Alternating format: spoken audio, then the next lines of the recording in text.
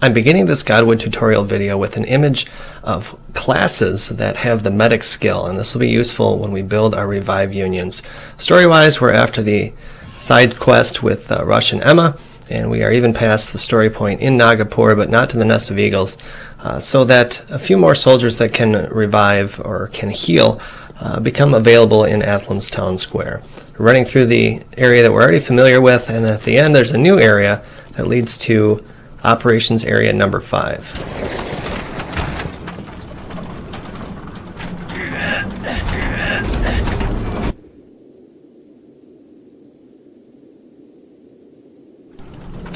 So when we get down here, there's 2 Godwood enemies that are available right outside the door.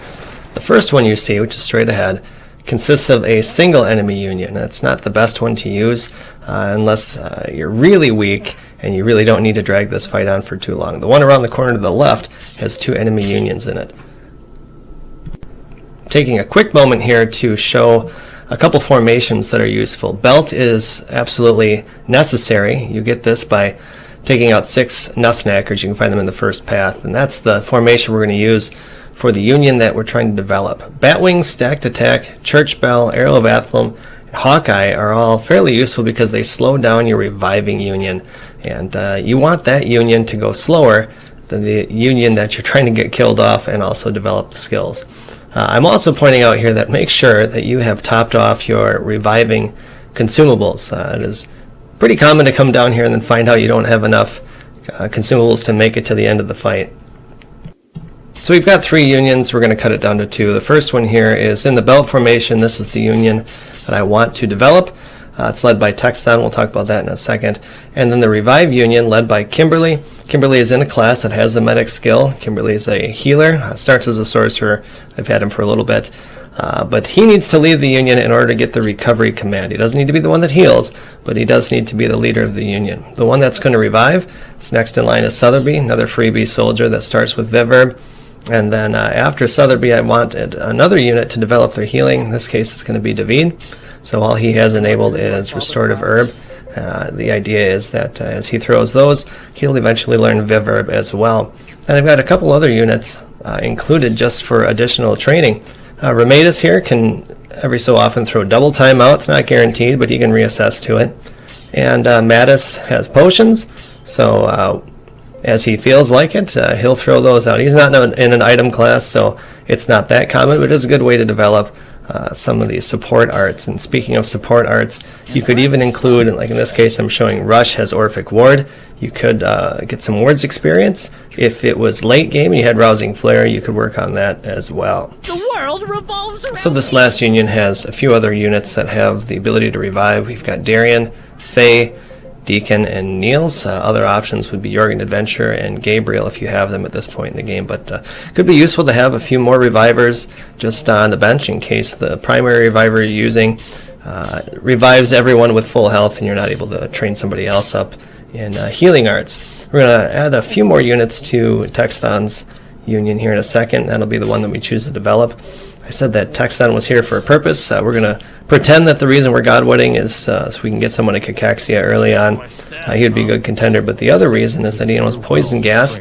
And the thing is, if the units that you're training are a little too weak, you might not be able to take out the Godwoods before you run out of revive consumables. So the poison tick damage from poison gas can be especially useful to make sure that you end this fight before you run out of the consumables. Again, we're going to fight the Spirit Wood, which includes Godwoods, right around the corner here, as this union has, or this enemy has 2 unions in the fight.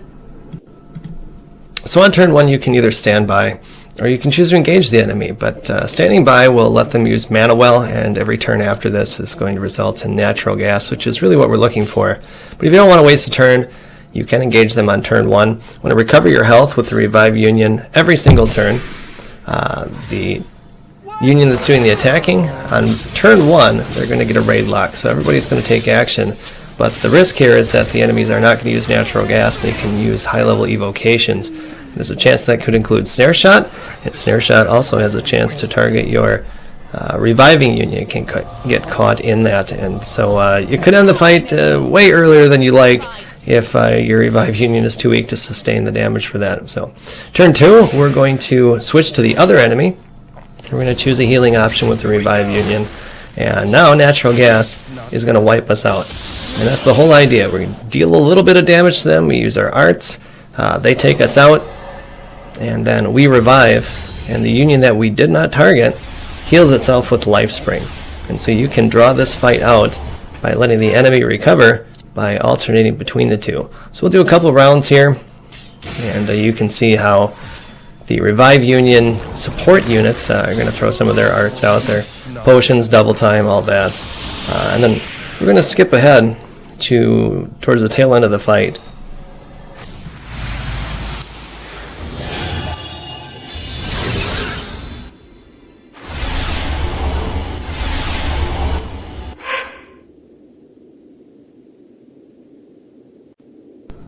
So there, a little bit of movie magic. We jump to the end. You can see the all-out commands. We'll get a mix of skills, so you can use Mystic Arts and Combat Arts from a mixed union. That's useful. As the fight wears on, you're more likely to get those commands. So you can see here, you're getting a decent amount of stat ups and art improvements. And then we'll also see here that at the end, we've captured some of these. Now, Godwoods is expensive. Reviving consumables are expensive as well. So this is a fresh file. You might run a little short on money, so capturing them certainly very useful. The captured Godwood sells for about 5,700 gold, a Spirit Wood for just under 5 grand. But the thing to keep in mind is that the cost to revive is also quite high. 30 resto leaves is about 7,500 gold, and 90 relaxing herbs is another 4,500. So you're not really going to use this to make money. Now the other thing I'm showing here, and the idea of money, is that there's some areas where an excavation point can spawn. That's what I just ran around to and sort of paused before where they could have spawned. Now they didn't spawn up here, but there's one that spawns right down here. And if your Mr. Diggs at least knows Gold Digger, there's a chance, which if you wanted to save scum this you could, that he collects a little bit of gold along with the normal Diggs items. So here you got 4,500 gold. We're making out pretty good. Here's another spot where you could have an excavation point. There's a few more in the room at the very end of the zone. And once we get back here, I'll stop where those are. Again, they're not guaranteed to spawn. There's usually both of them, but there's a chance that you could have none. So there's a spot right here, a spot behind Rush in the corner, a spot in the other room. If you have 2 of them, again, you can save scum them. You might be able to get 5 grand a piece from those if you're patient. Here's the Blood Chalice. And that's a useful accessory to have on Rush, as it boosts the experience even further towards the development of his mystic skills. So how quickly invocations increases in level. I also point out the Samarian, which is available from Blacktail. That increases the experience at which your arts improve, your mystic arts improve. So as Spark progresses from Spark 1 to Spark 5, you get an experience bonus towards that. It also improves experience towards wield style, so your one-handed, your two-handed, dual wield experience for that also is improved from the Samarian. So we're going to end with a revisit to the mine, and this is to show that if you end up with Vultures that have spawned and not Godwoods, then that means you won't have any Godwoods in this zone. Instead, you have a one-time rare called Raging Persephone.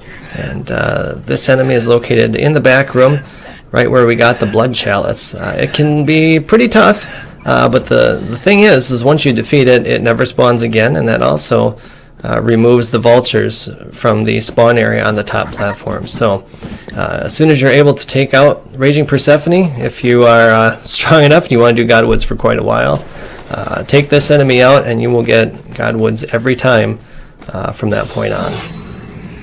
Let's do this!